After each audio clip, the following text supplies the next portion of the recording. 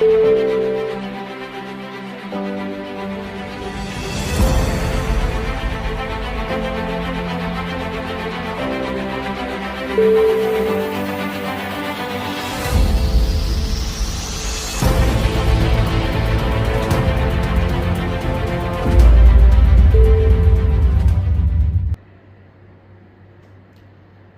యేసుక్రీస్తు నామములో మీ అందరికీ వందనాలండి. దేవుడిచ్చిన మహాకృపను బట్టి మరోసారి ఈ ఆదికాండం పుస్తకం ద్వారా మీ అందరినీ కలుసుకోవడం చాలా సంతోషంగా ఉంది. మరి ఈరోజు అంశం ఏంటంటే, అబ్రహాము విశ్వాసానికి తండ్రి ఎలా అయ్యాడు. మరి చాలామంది మనం చూసినప్పుడు ఎలా అబ్రహాము మరి విశ్వాసానికి తండ్రి అయ్యాడో చూస్తే అబ్రహామే కాదు, బైబిల్లో చాలామంది ఉన్నారండి మరి మరి వీరులు, విశ్వాసం కలిగి ఉండి కనిపించే గొప్పవాళ్ళు. మీరు బైబిల్లో నోవా కావచ్చు, అదేవిధంగా దావీదే కావచ్చు, మోషే కావచ్చు, వీరందరూ విశ్వాసము గల గొప్ప వ్యక్తులండి. మరి అందులో విశ్వాస తండ్రి మూల పురుషుడు ఎవరంటే అబ్రహాం. మరి అబ్రహాం గురించి మనము ధ్యానిస్తున్నాం ఈ ఆదికాండం పుస్తకంలో. అబ్రహాము విశ్వాస తండ్రి మరి ఎలా అయ్యాడు అనే విషయం మనం ఆలోచించినట్టయితే, మనం మొదటిగా బైబిల్లో నుండి ఆదికాండం 17వ అధ్యాయము మరి 15వ వచనం నుంచి 19వ వచనం వరకు మనం చదువుకుందాం. మరియు దేవుడు, నీ భార్య అయిన శారాయి పేరు శారా అనవద్దు, ఎలా అనగా ఆమె పేరు శారా, నేను ఆమెని ఆశీర్వదించను, ఆమె వలన నీకు కుమారుని కలుగజేసేదను, నిన్ను ఆమెను ఆశీర్వదించును, ఆమె జనములకు తల్లి అయ్యుండును, జనములకు రాజులు ఆమె వలన కలిగదనను అబ్రహాముతో చెప్పెను. అప్పుడు అబ్రహాము సాగిలపడి నవ్వి, 100 ఏండ్ల వానికి సంతానము కలుగున, 90 ఏండ్ల శారాకి కనున అని మనసులో అనుకొనెను. అబ్రహాము, ఇస్మాయిల్ నీ సన్నిధిలో బ్రతుకునని అనుగ్రహించుమని దేవునితో చెప్పగా, దేవుడు, నీ భార్య అయిన శారా నిశ్చయముగా నీకు కుమారుని కనును, నీవు అతనికి ఇస్సాకు అని పేరు పెట్టెదవు, అతను తర్వాత అతని సంతానము కొరకు నిత్య నిబంధనగా నా నిబంధన అతనితో స్థిరపరిచెదను. మరి ఈరోజు మనం ఆలోచిద్దామండి, ఎలా అబ్రహాము మరి విశ్వాసంకి తండ్రి ఎలా అయ్యాడో. ఎందుకంటే బైబిల్లో అబ్రహాము చూస్తే, అబ్రహాము స్వరూపం మీరు చూసినట్టయితే, అబ్రహాము ఎంతో మంచి స్వరూపం ధరించుకొని ఉన్నాడు అనే విధంగా కాదండి. అబ్రహాము విగ్రహార్థికుడు. ప్రభుని కలిసిన తర్వాత అబ్రహాము చూసినట్టయితే, అబ్రహాము విశ్వాసం లేని వ్యక్తిగా చూడొచ్చు. అబ్రహాము దగ్గర దేవుడి మీద నమ్మకం లేనప్పుడు భార్యని సహోదరాలని చెప్పడము. అదేవిధంగా అబ్రహాము ఒక కొదువులు చూసినప్పుడు అబ్రహాము నేరుగా ఇస్సాకును మాత్రమే కలిగి ఉండడం కాదండి, ఇస్సాకు ఈ వాగ్దాన పుత్రుడు ఇస్సాకుని పొందుకోకముందు తన హృదయంలో అపనమ్మిక హృదయం ద్వారా ఎలియాజర్ని ఎలా, తన దాసుడైన ఎలియాజర్ని ఎలా తన కుమారుని చేయాలనుకున్నాడు, అదేవిధంగా ఇస్మాయిల్ని కూడా ఎలా కనడం జరిగిందో, ఇలాంటి విషయాలు మాట్లాడినట్టయితే బైబిల్ చాలా డీటెయిల్గా చెప్తుంది. అబ్రహాం హృదయంలో విశ్వాసం లేనప్పుడు అబ్రహాము ఎలా జీవించాడు. అదేవిధంగా అబ్రహామే కాదండి, అబ్రహాంతో పాటు దావీదును చూసిన, దావీదు కూడా మరి దేవుని ఒక హృదయానుసారుడు అంటుంది బైబిల్. మరి దేవుడు హృదయానుసారుడు అంటే దావీదు ఎలా జీవించాడో మీరు చూస్తే, మరి దావీదు ఒకానొక సమయంలో దావీదు వ్యభిచారం చేయడం చూడొచ్చు, దావీదు నరహత్య చేయడం చూడొచ్చు. దావీదు మరి తన సైనికుడిని చంపివేసి ఆ పాపాన్ని కప్పివేయనికి ఎలా దావీదు ప్రయాసపడుతున్నాడు, ఇవన్నీ విషయాలు మనకు బైబిల్లో చూపిస్తుంది. మరి ఇలాంటి వ్యక్తి ఎలా ఒక విశ్వాసాన్ని చెందిన వీరుడు, మరి దేవుడు ఒక శిష్యుడు, మరి ఇంకా చెప్పాలన్నట్టయితే దేవుని ఒక సేవకుడిగా ఎలా అయ్యాడో, ఇదే విధంగా మరి దావీదే కాకుండా మోషే చూసినప్పుడు కూడా, మోషే హృదయంలో విశ్వాసము ఆయన లేక అక్కడి నుంచి ఐగుప్తు దేశానికి పారిపోయిన సందర్భాలు ఉన్నాయి. మరి అదేవిధంగా మోషే కాదు, దావీదే కాదు, నోవా చూస్తే కూడా నోవా ఒకరోజు ఆయన శరీరం యొక్క బలహీనత కుదురు చూస్తే ఆయన ద్రాక్ష తోటలో మత్తుడై మరి వస్త్రహీనుడుగా ఉండి ఆయన నగ్నంగా మరి దిగంబరిగా పడిపోవడం మనం చూడొచ్చు. ఇలా మనం బైబిల్లో వీరి కొదువులు బలహీనతలు చూసినట్టే మరి వీరెలా విశ్వాసానికి మరి తండ్రిగా అబ్రహాం ఎలా అయ్యాడు, వీళ్ళు కూడా ఎలా విశ్వాస వీరులయ్యారు. మరి ఒకవైపు చూసినట్టయితే బైబిల్ వీళ్ళందరి గురించి ఎంతో స్పష్టంగా డీటెయిల్గా మాట్లాడుతుందండి. మీరు ఇంకా మార్క్స్ వార్తలో చూసినట్టయితే యేసుక్రీస్తు యేసే శిష్యులు, వాళ్ళు కూడా ఎలాంత గొప్ప శిష్యులుగా అవ్వగలిగారు. మరి వారి జీవితం చూసినట్టయితే యేసయ్యతో ఉన్నప్పుడు వారు యేసయ్యతో పాటు కలిసి ఉండే, యేసయ్యతో పాటు కలిసి జీవించారు. కానీ యేసయ్య చనిపోయి తిరిగి లేచాడు అనే విషయాన్ని వారు నమ్మలేకపోయారు. ఎప్పుడైతే ఆ సమాధి తెరవబడినప్పుడు స్త్రీలు ఉదయాన్నే వారు వెళ్ళినప్పుడు యేసు లేడు, తిరిగి లేచాడని చెప్పి ఆ సందేశం తెలియజేసినప్పుడు యేసయ్య శిష్యులు నమ్మలేదు, తోమ కూడా నమ్మలేదు. నేను నిజంగా యేసుక్రీస్తు తిరిగి లేచాడు నేను నమ్మలేనని చెప్పి ఎంతో వాగ్వాదం చేశారు. మరి ఇలాంటి శిష్యులు ఎలా విశ్వాస వీరులయ్యారు, ఎలా విశ్వాసంతో జీవించే గొప్ప వ్యక్తులు అయ్యారు. మరి వాస్తవం చూసినట్టయితే నేను ఎంతోమందిని చూశానండి. ఎవరు ఆత్మీయ జీవితం ఈజీ అని చెప్పలే. ప్రతి ఒక్కరు ఆత్మీయ జీవితం కష్టమైంది, అది నిజంగా ఎంతో ప్రయాసపడాలి ఇలా మాట్లాడు. మరి వాస్తవం చూస్తే వీళ్ళకు కూడా కొదువులు ఉన్నాయి, దావీదు కొదువులు ఉన్నాయి, మోషే కొదువులు ఉన్నాయి, అబ్రహాం కొదువులు ఉన్నాయి. మీరు బైబిల్ ఎవరు చూసినా వీళ్ళందరూ కొదువులు ఉన్నాయి. మరి వీళ్ళెలా విశ్వాసానికి మరి మూల పురుషుడు, మరి విశ్వాసానికి తండ్రి అబ్రహాం ఎలా అయ్యాడు, మరి విశ్వాసము నేర్చుకొని ఎలా విశ్వాస వీరుడులా మోషే, నోవా వీళ్ళందరూ ఎలా విశ్వాసంతో జీవించే వ్యక్తులు అయ్యారు. నిజంగా ఇది మనిషికి అసాధ్యము, కానీ దేవుడి ద్వారా సమస్తము సాధ్యము.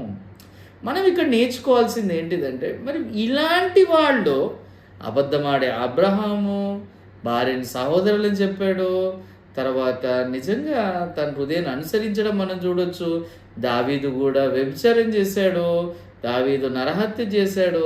ఇలాంటి వ్యక్తి ఎలా దేవుని ఒక హృదయానుసరుడై ఎలా తను మరి సువార్త పని చేయగలిగారు, అదేవిధంగా ఎలా వారు ఆత్మీయ జీవితం జీవించగలిగారు. నిజంగా మనం ఆలోచిస్తే ఆత్మీయ జీవితం అనేది అది మన కష్టము మన ప్రయాసంపై ఆధారపడలేదు. మనం మంచి జీవిస్తే ఆత్మీయ జీవితం జీవిస్తామని కాదు. మీరు ఆలోచించండి, శాస్త్రుల పరిచయులు యేసుక్రీస్తు మాటలు విన్నారు కానీ వాళ్ళు ఎప్పుడు అంగీకరించలేకపోతుండే. శిష్యులు కూడా యేసే మాటలు విన్నారు కానీ వారు యేసే మాటల్ని వారు మరి నమ్మలేదు. మరి వీళ్ళు ఎలా మనుషులు పట్టే జాలరా, ఎలా సువార్త ప్రకటించే గొప్ప సేవకులు ఎలా అయ్యారు. మరి వీళ్ళే అవ్వినప్పుడు మనం ఎందుకు అవ్వము? అలాంటి పొరపాట్లు తప్పులు చేసే అబ్రహాము అయినప్పుడు ఏమండి, మరి ఈ యూట్యూబ్లో వాచ్ చేస్తున్న వాళ్ళు వివాహమైన వాళ్ళు కూడా ఉంటారు కదండి. ఎప్పుడైనా ఏదన్నా సందర్భంలో మీ భార్యని ఏమండి మీ భర్తని మా అన్నయ్యని పరిచయం చేశారా, మా చెల్లి అని పరిచయం చేశారా? ఏమండి ఇలా మీరు పరిచయం చేయలే కదా. మీరు ఎవ్వరు అలా చేయరు కదా. భార్యని చెల్లని ఎలా పరిచయం చేస్తారు, భర్తని మా అన్నయ్యని ఎలా పరిచయం చేస్తారు? ఎవరు చేయరు. మరి అలాంటి పని ఎవరు చేశారండి బైబిల్లో? అబ్రహాం అలాంటి బలహీనతలు కొదువులున్న అబ్రహాము విశ్వాసానికి తండ్రి అయ్యాడు. ఆయన అయిన వ్యక్తి మనం అవ్వలేమా? మరి ఆయన ఎలా అయ్యాడు? అలాంటి అవిశ్వాసం హృదయం కలిగి ఉన్న అబ్రహాము, భార్యని సహోదరాలని చెప్పిన అబ్రహాము ఆయన అయ్యాడంటే మనం ఎందుకు అవ్వలేము? ఇది మన శక్తిపై ఆధారపడింది కాదు, మన బలంపై ఆధారపడింది కాదు, ఇది పూర్తిగా దేవుడిపై ఆధారపడింది. మీ అందరికి అర్థమవుతుందండి. ఈరోజు మీరు ఆలోచించాలి, మనం దావీదు గురించి కూడా లోతుగా చూసిన దావీదు ఎంతో మంచి కనిపిస్తున్నట్టుంది. కానీ బైబిల్లో 2 సమూయేలు 11 అధ్యాయంలో చూసినప్పుడు దావీదు నిజ స్వరూపం మనం చూడొచ్చు. దావీదులో కూడా వ్యభిచారమైన హృదయం ఉంది. దావీదులో కూడా పాపం చేసినప్పుడు ఏదైతే మనకు కూడా హృదయం ఉంటుందో, పాపం చేసినప్పుడు మనకు ఎలాంటి హృదయం ఉంటుందండి? మనకు కూడా ఆ పాపంని కప్పాలని హృదయం ఉంటుంది కదా. దావీదు కూడా అలాంటి హృదయం ఉంది. దావీదు నరహత్య చేశాడు. దావీదు కూడా ఎంతో యుక్తిగా కనిపిస్తున్నాడు. దావీదు కూడా పాపం చేసిన ఇలాంటి స్వరూపం ఉన్న దావీదు కూడా దేవుని యొక్క గొప్ప సేవకుడు అయ్యాడు. సువార్త ప్రకటిస్తూ దేవుడి చిత్తం నెరవేర్చనికి దేవుడు హృదయానుసారుడు అయ్యాడు. మరి మోషే ఆయన హృదయంలో విశ్వాసం లేక ఫరో తను చంపేస్తాడా అని భయపడి ఏం విడిచిపెట్టాడు? ఐగుప్తు దేశాన్ని ఆయన విడిచిపెట్టి పారిపోయాడు కదండి. అలాంటి మోషే ఎలా 6 లక్షల మంది పురుషుల సంఖ్య మాత్రమే లెక్కింపజేస్తే 6 లక్షల మందిని మీద ఇజ్రాయెల్ ప్రజల్ని ఎలా ఐగుప్తు దేశం నుంచి విడుదల చేయడం జరిగింది? ఈయన విశ్వాస వ్యక్తిగా అయ్యాడు, గొప్ప వ్యక్తిగా. ఇంకో వ్యక్తి గురించి ఆలోచిస్తే నోవా చూసినప్పుడు నోవా కూడా మనలాంటి వ్యక్తి. కానీ ఆయన ఎప్పుడైతే దేవుడి మాటలు స్వీకరించినప్పుడు ఆయన ఎలా ఇంత గొప్ప వ్యక్తి అవ్వగలిగాడు? నోవా ఎవ్వరు దేవుడి మాటలు నమ్మలేదు, నోవా ఒక్కడు దేవుడి మాటలు నమ్మాడు. ఎప్పుడైతే నోవాను ఓడలో ప్రవేశించినప్పుడు నోవా ఒక్కడే ప్రవేశించడమే కాకుండా ఓడలో తనతో ఉన్న వాటిని చెందిన వాటి అన్నిటినీ ఓడలో తీసుకొచ్చాడు. ఓడలో ఉన్నాయి మాత్రమే బ్రతకడే. మరి ఎంతో సిన్సియర్, ఎంతో మంచి వ్యక్తి అని నోవా అనుకున్నట్టయితే మీరందరూ పొరపాటు పడినట్టే.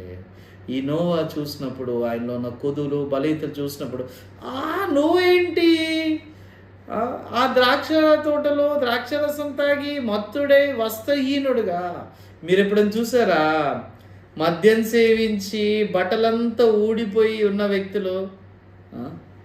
నోవా ఒకరోజు ద్రాక్ష తోటలో అలా వస్త్రహీనుడైపోయాడు. ఆ సమయంలో నోవా ఎలాంటి ఇమేజ్ ఉంది? ఇలాంటి వ్యక్తి గొప్ప సేవకుడు అయ్యాడు.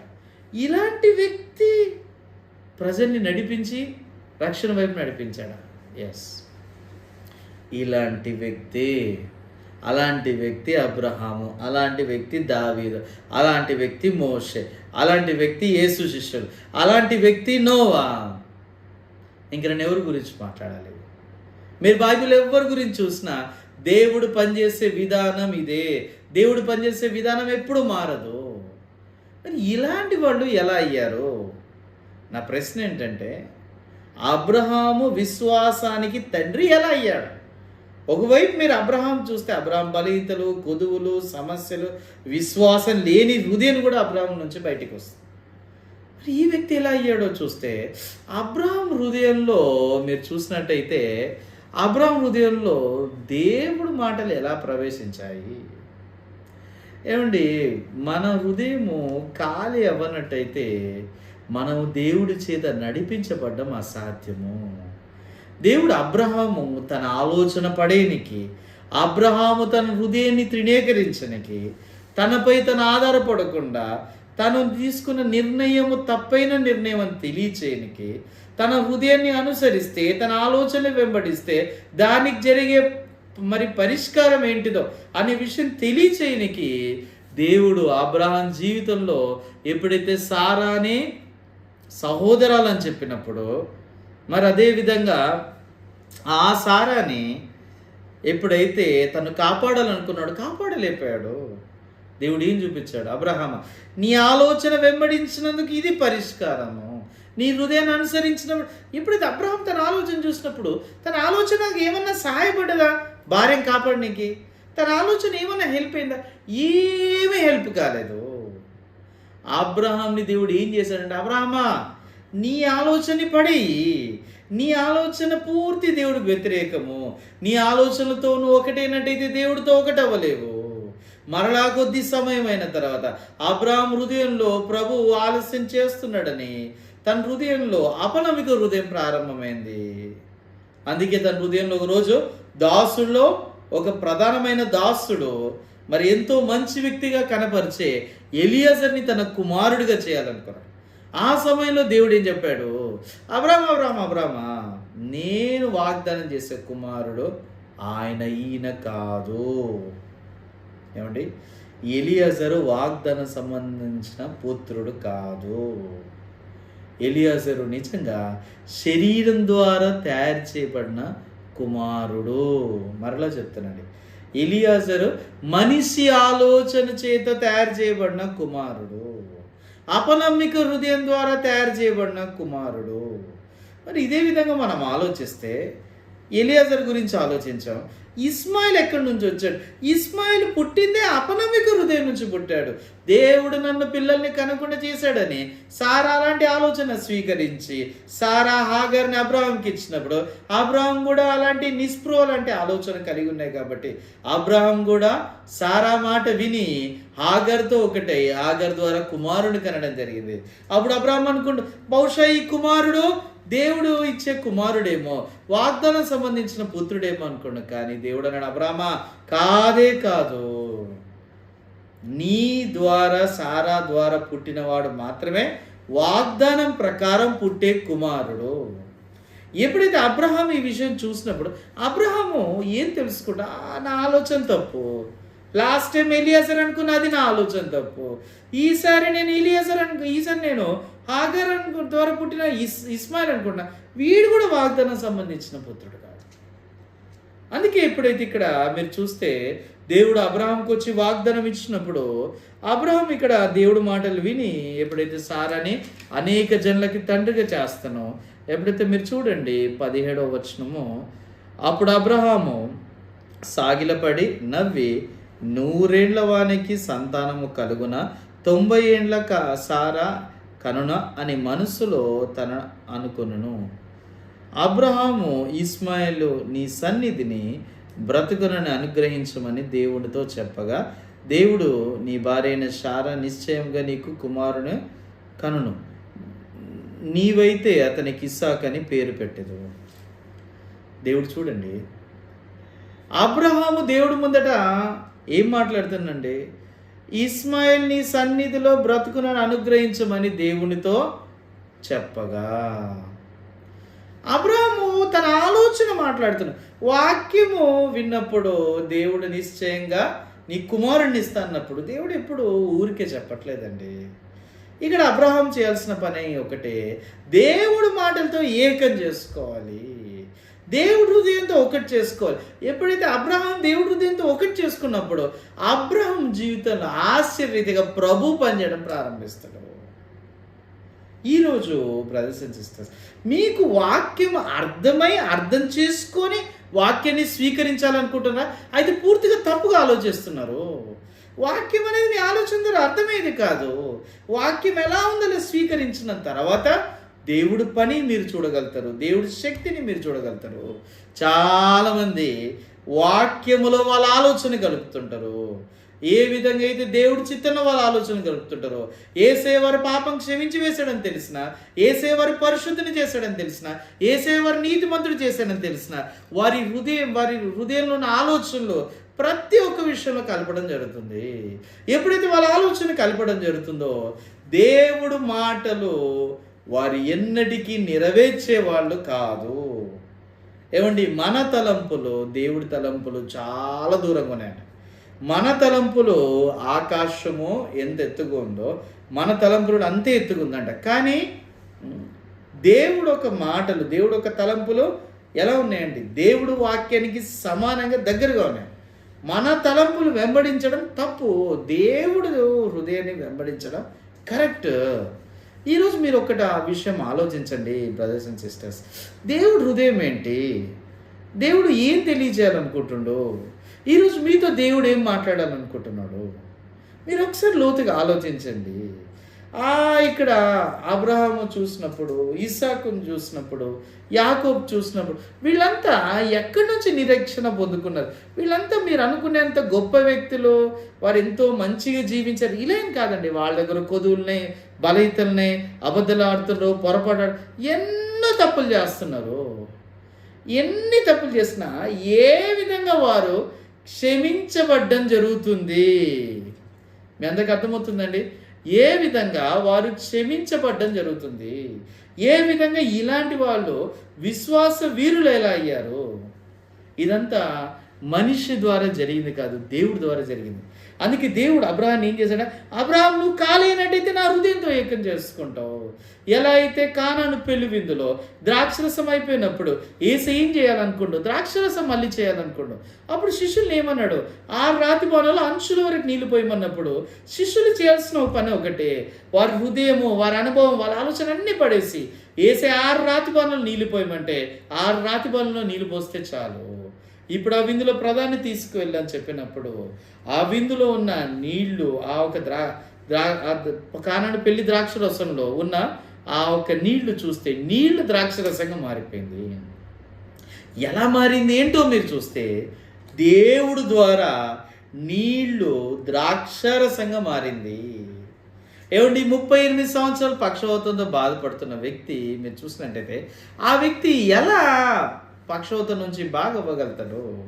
ఏమండి, మన హృదయంలో ఉన్న ఆలోచనలు కలిగి మన ఆలోచనలతో ఎప్పుడు మరి మనం సువార్తతో దేవుడితో ఒక్కటి అవ్వలేమండి. మన ఆలోచనలు బద్ధ శత్రువు. మన ఆలోచన ప్రతిసారి ఏం చేయాలంటే దూరం పెట్టాలి. మా ఆలోచన మంచిది కాదు, మా హృదయాన్ని అనుసరించడం మంచిది కాదు. ఈ విధంగా మన ఆలోచన, మన హృదయాన్ని నిజంగా తృణీకరించినట్టయితే అప్పుడు దేవుడు వాక్యాన్ని నమ్మడం చాలా సులభమైంది. చాలా అంటే చాలా సులభమైంది. మీ అందరికి అర్థమవుతుందండి? ఈరోజు నేను దేవుడి ముందట ఆలోచించినప్పుడు దేవుడు హృదయం స్పష్టంగా క్లారిటీగా ఉందండి. ఇక్కడ ఏం కన్ఫ్యూజన్ లేదు.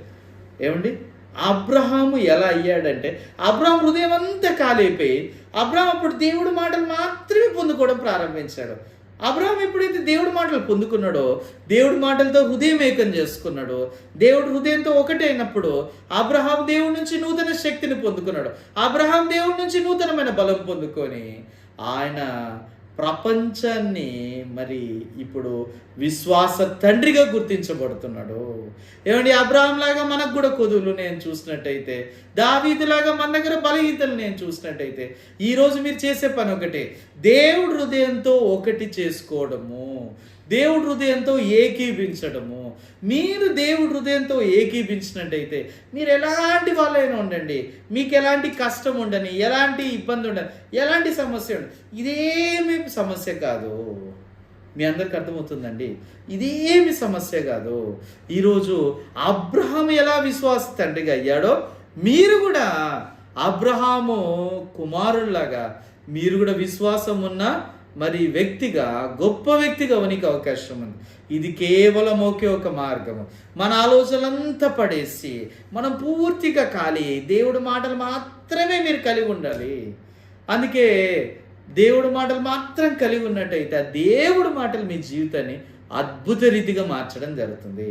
చాలామంది వాళ్ళ మాటలు కలిగి ఉంటూ వాళ్ళ ఆలోచనతో పాటు దేవుడి వాక్యాన్ని కలుపుతుంటారు. వాళ్ళ ఆలోచనతో పాటు దేవుడు. ఏమండి, మీ ఆలోచన డస్ట్బిన్లో ఉండాలి, మీ ఆలోచన బయటపడేయాలి. మన పుట్టి దేవుడి హృదయంతో ఒకటవ్వాలి, సంఘముతో ఒకటవ్వాలి, దైవ సేవకుడితో ఒకటవ్వాలి. మీ హృదయము దేవుడితో ఒకటి చేసుకున్నట్టయితే ఏది సమస్య కాదు, ఏది ఇబ్బంది కాదు. మీ అందరికి అర్థమవుతుందండి? ఈరోజు ఒక విషయం ఆలోచించండి. నేను అబ్రహాం గురించి మాట్లాడుతున్నా, ఇస్సాకు గురించి మాట్లాడుతున్నా, యాకోబు గురించి మాట్లాడుతున్నా, కానీ వీరి ముగ్గురు ద్వారా మీరు చూసుకోవాల్సిన ప్రాముఖ్యమైన విషయం ఉంది. యేసయ్య నిజంగా మేము ఎంత బుద్ధిహీనమో, మేమెంత మనమే నమ్ముకుంటున్నామో, మేమెంత బుద్ధిహీనమైన జీవితం జీవిస్తున్నామో, ఎప్పుడైతే మన హృదయాన్ని మనం నమ్ముకుంటామో, మన హృదయాన్ని మనం అనుసరిస్తున్నామో, ఎంత బుద్ధిహీన జీవితం జీవిస్తుంటామో. నిజంగా ఇక్కడ దేవుడు మనకు స్పష్టంగా చూపించడం జరుగుతుంది. బ్రదర్స్ అండ్ సిస్టర్స్, మీరు ఆలోచించండి. దేవుడు ఎప్పుడైతే సారాకి దర్శనము ఈ యొక్క హృదయాన్ని చూపించినప్పుడు, సారా పిల్లల్ని కన్నప్పుడు సారా ఏమైపోయింది? నవ్వులు పలైంది. ఇస్సాకు, ఈయన పేరు ఇస్సాకు, మేము సర్వశక్తి గల దేవుడు ఆజ్ఞాపించినప్పుడు, సర్వశక్తి గల దేవుడు నీకు కుమారుని కలిగి ఉండగా కన్నప్పుడు నేను నవ్వి తిని. అబ్రహాం కూడా నవ్వాడు, సారా కూడా నవ్వడం జరిగింది. ఇదెంత దుష్టమైన దేవుడి దృష్టికి. సహోదరులారా, మీ హృదయంలో ఎన్ని కష్టాలు వచ్చినా, ఎన్ని ఇబ్బందులు వచ్చినా, ఎన్ని శ్రమలు వచ్చినా, ఒక్క విషయం మీరు నేర్చుకోండి. దేవుడి హృదయంతో ఎలా ఏకీభించాలి, దేవుడి హృదయంతో ఎలా ఒక్కటవ్వాలి. మీ ఆలోచనలు పడేయకుండా దేవుడి హృదయంతో ఒకటవ్వలేరు. మీ ఆలోచనలు హృదయాన్ని తృణీకరించకపోతే దేవుడు హృదయంతో ఒకటవ్వలేరు. అందుకే శిష్యులు ఎప్పుడైతే వాళ్ళ ఆలోచనలు పడేసి యేసు క్రీస్తు దగ్గరకు వచ్చినప్పుడు, యేసు మాటలు ప్రవేశించిన ప్రతిసారి అద్భుతమైన కార్యం జరుగుతుంది. ఈరోజు నేను ఒకటి చెప్పాలనుకుంటున్నా, మీ జీవితంలో కూడా దేవుడు ఇదే విధంగా పనిచేయాలనుకుంటుండు. మరి మీ జీవితంలో దేవుడు అద్భుత రీతిగా పనిచేయాలన్నట్టయితే, మీ జీవితంలో దేవుడు అద్భుతమైన కార్యము చేయాలన్నట్టయితే, మొదటిగా మీరు దేవుడు ముందట ఆలోచించడం ప్రాముఖ్యమైంది. మీ అందరికీ అర్థమవుతుందండి. నిజంగా నేను ఎప్పుడైతే దేవుడి ముందట ఆలోచించినప్పుడు ఇదెంతో మంచి విషయము, ఇదెంతో మంచి విషయం. అబ్రహాం కొదులు బలహీనతల ద్వారా ఈరోజు అందరం చూసి, అబ్రహాము విశ్వాస తండ్రి అయితే నేనెందుకు అవ్వలేను, దావీదు విశ్వాస వ్యక్తి అయితే నేనెందుకు అవ్వలేను, యోసేపు విశ్వాస వ్యక్తి అయితే నేనెందుకు అవ్వలేను, మోషే విశ్వాస వ్యక్తి అయితే నేనెందుకు అవ్వలేను. ఏమంటే వీళ్ళందరూ క్రియల ద్వారా కాకుండా ఉచితముగా నీతిమంతులుగా తీర్చబడ్డారు. క్రియల ద్వారా దావీదు అవ్వలేడు, అబ్రహాం అవ్వలేడు, నోవా అవ్వలేడు, ప్రపంచంలో ఉన్న ఏ మానవుడు అవ్వలేడు. మీరెందుకు మీ ఆలోచన కలుపుతున్నారు దేవుడు వాక్యంలో? యేసు రక్తము ద్వారా మన పాపం కడిగివేయబడ్డదంటే ఇక్కడ మన ఆలోచన కలపకూడదు, మన హృదయం కలపకూడదు. మన ఆలోచన హృదయం కలుపుకున్నట్టయితే దేవుడికి ఎంతో విరుద్ధమైన పని చేస్తున్నాము. ఈరోజు మీరు ఒక్క విషయం ఆలోచించండి. దేవుడు హృదయం మన పట్ల ఏమై ఉన్నదంటారు? దేవుడు మన పట్ల ఎలాంటి హృదయం కలిగి ఉన్నాడు? మీరు ఒక్కటి ఆలోచించాలి. ఆ దేవుడు నా పట్ల నిజంగా ఎలాంటి హృదయం కలిగి ఉన్నాడు, దేవుడి హృదయం ఏంటి, దేవుడి ఉద్దేశం ఏంటిది?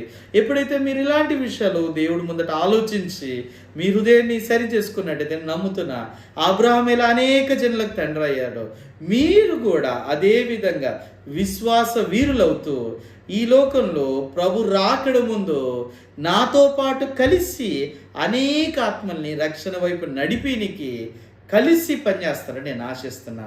మరి ఈరోజు నేను ఇంతవరకే చెప్పాలనుకుంటున్నా, నేను ప్రార్థన చేయాలనుకుంటున్నా. పరిశుద్ధమైన తండ్రి, మహోన్నతర యేసయ్య, ప్రభా నీకు వందనాలు, స్తోత్రం ప్రభా. మరోసారి తండ్రి, మరి మీ కృప కనికరం ఇచ్చినందుకు వందనాలు ప్రభా. యేసయ్య, నిజంగా తండ్రి, ఇప్పుడైతే మేము దేవుడి ముందట మీ ముందట ఆలోచించినప్పుడు వాస్తవానికి ప్రభా మేము ఎలాంటి వ్యక్తులము, మురికి వాళ్ళము, తప్పుడుగా ఆలోచించే వ్యక్తులం. నిజంగా తండ్రి, ఇలాంటి వ్యక్తులు మా ఆలోచన పడేసి వాక్యం ఎలా ఉందో అలా స్వీకరించినట్టయితే మా పరిస్థితులకు సంబంధం లేకుండా మీరు పనిచేయగలుగుతారని నమ్ముతున్నాం ప్రభా. ఇలాంటి గొప్ప విశ్వాసము హృదయాన్ని ఆన్లైన్లో విచ్చేస్తున్న వారికి అందరికీ అనుగ్రహించమని అడుచు మీ కృపను అడుగుతూ యేసుక్రీస్తు అతి పరిశుద్ధ నామమున ప్రార్థన సమర్పించుకున్నాం తండ్రి. ఆమేన్. మీకు దయచేసి మరి కౌన్సిలింగ్ కావాలనుకున్నట్టయితే కిందున్న నెంబర్ని మీరు డయల్ చేయండి. పర్సనల్ ప్రేయర్ రిక్వెస్ట్ కావాలన్నట్టయితే దయచేసి మీరు డయల్ చేసి మీరు ప్రేయర్ రిక్వెస్ట్ చేయించుకోవాలని కోరుకుంటున్నాను. థ్యాంక్ యూ అండి.